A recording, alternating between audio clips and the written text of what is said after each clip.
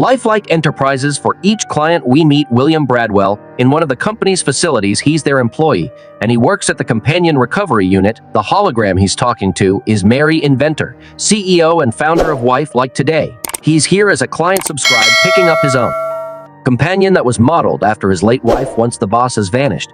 He follows the assistant Willa into another room. Her battery and brain activity have been charged, taking his new toy home. William thinks next about the day he met the real Meredith. She was an activist who once knocked on his door on a rainy evening. She wanted him to sign a petition against companies such as LifeLike. Back to the gloomy present, and his new Meredith, her eyes open at his command. They start a crash course on breathing and walking. He says a lot of information is getting processed at the same time, but soon it will feel natural. William is obviously more familiar with the whole manufacturing process and programming details than all the other clients. But when she says his name in a warm voice, none of that makes a difference. He's under her spell in the bedroom. He must complete the user identity verification before getting access to intimacy settings. It's a tedious but understandable process. Once she's ready, William says he feels nervous. This is hilarious, considering that he has set her satisfaction level to 90. They have a wonderful night together, and the illusion is only briefly broken when she says she can't stay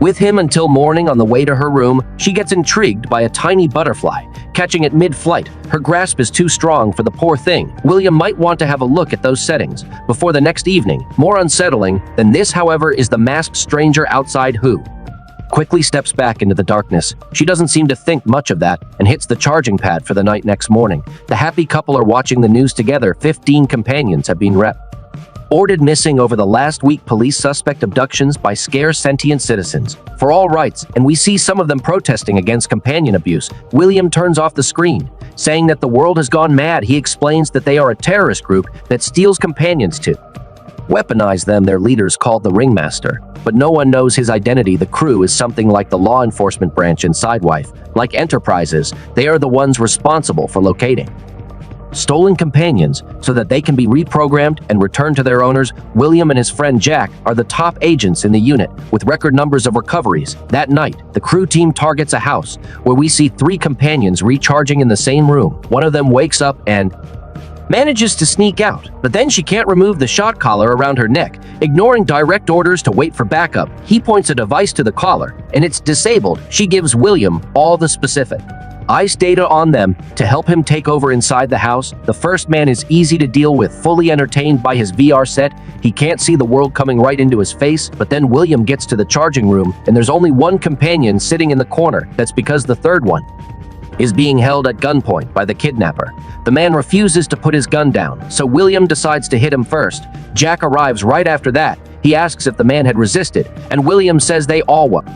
Yes, do at home. Meredith is recharging again. This time we get to see what she's experiencing. We meet the interactive dream operator, who says she'll have a dream about her birthday party. Of course, William is part of her dream, and he wishes her a happy birthday. There's also a girl named Lydia.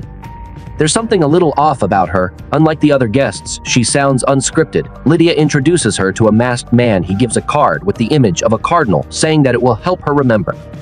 Back in real life, William takes those 3 companions to the recovery facility for reprogramming. They're kept in a waiting room with many others. One of them is Lily, and she has a friend named Allie. They flip the bird at William, who's very surprised to see any kind of animosity coming from companions.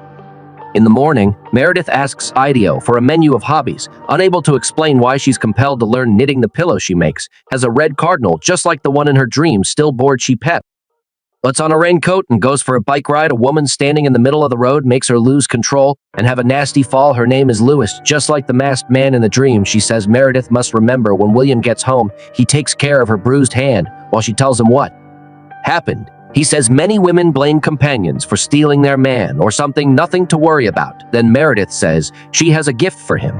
She made it herself. William clearly doesn't like the illo at all, saying that real Meredith didn't like knitting. Trying to be romantic after a correction, he tells her about the day they met. She was sitting on a park bench reading a book when he came to her and asked if that seat was taken. Very cute. William, also very different from what really happened, as we have seen in his own memories. Why is he telling her a different story? We don't know yet. At night, he browses through her dream options until she picks a particular thumbnail. It's a park in there is a bench, and Meredith even has a book. But the charming man asking if the seat is taken is not William. It's the masked man again. Before he can get to her, William wakes her up.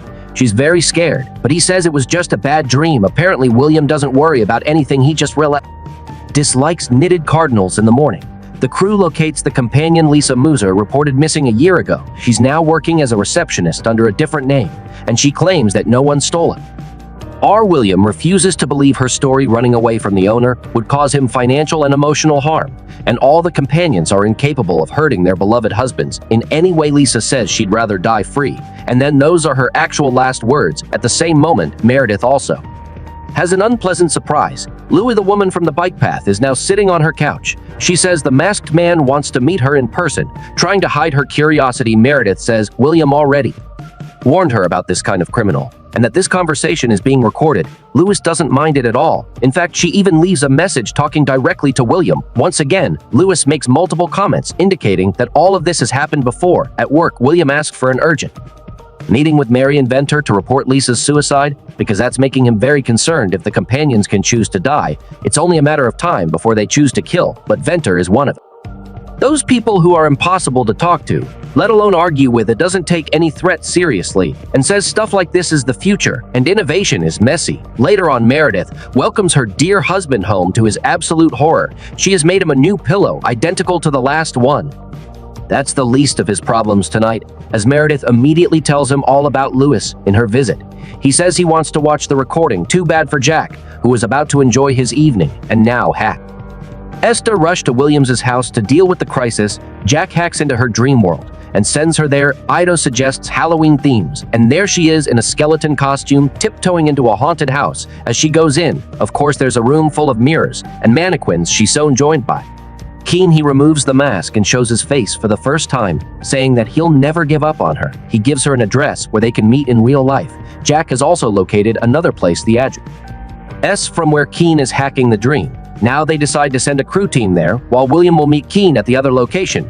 Meredith sits up all of a sudden, saying that the man's face actually does ring a bell. William tells her to stay put because he'll end this tonight. When the crew team breaks into the large empty storehouse, all they find are mannequins and a closed suitcase. Jack is dumb enough to open it, releasing gas all over the place. At the other location, William also finds out that the hooded figure in a mask he has just shot is just a dummy. It was part of an elaborate plan to get Meredith all alone. But when William gets home, no one has harmed her. They had left something for him on their doorstep, and that was all. Meredith is safe and very curious. She can't understand why a terrorist would miss such a chance to take her. William says it's part of their evil plan to erode her trust in him like this. Then he says that she has been abducted before and ended up involved in and terrible terrorist attacks. Those memories were erased from her mind. To protect her from the shame and guilt, a video call comes in, and it's Jack. He tells him about the trap, and William says he must go into her dreamscape to meet Keen face to face. Jack says he's asking for something illegal. What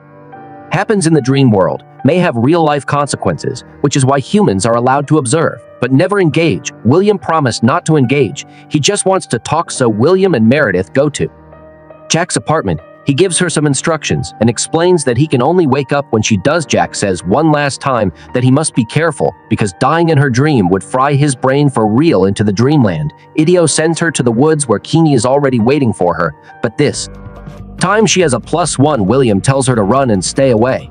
She must wake up when her battery is at 10. Jack is furious because that will keep him in the dark since he only sees what Meredith sees them.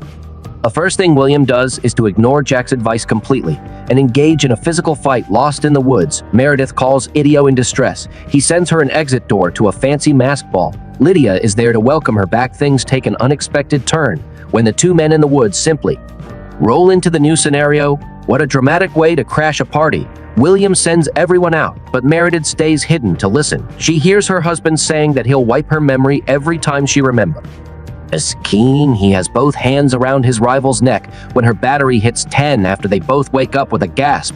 Jack starts yelling and asking what part of do not engage was so hard to get. William ignores him. Already planning a next attempt, he starts to guilt trip Jack, saying that a husband must protect his wife, even if it means breaking a few rules. Jack reminds him that murderers lose ownership immediately, so he's actually risking his marriage. William says no one will find out. He's determined to find Keen again and kill him, but to do so he'll need a fresh Meredith without these new memories about Keen at home. Meredith says she doesn't want to have her memory wiped. He says he'll be there to teach her everything again, and there she goes back to the freaky facility people at WifeLike are clearly not familiar with the whole dividing and conquering thing. They always put all the rebels together in the same room. By now, poor Meredith has accepted the fact that William has already done them. Is to her many times before, but she's still surprised that the others recognize her after going through their own sweep.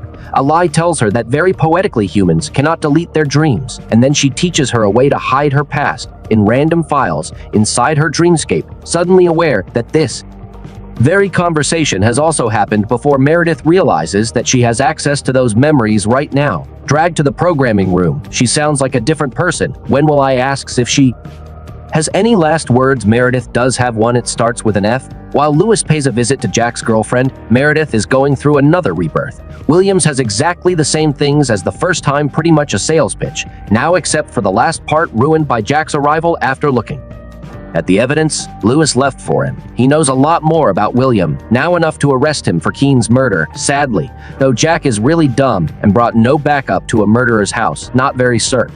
Surprisingly, William takes care of the problem just like any murderer would. He even has a story ready for when Meredith comes back and sees that, because he doesn't know that Meredith has a story of her own now.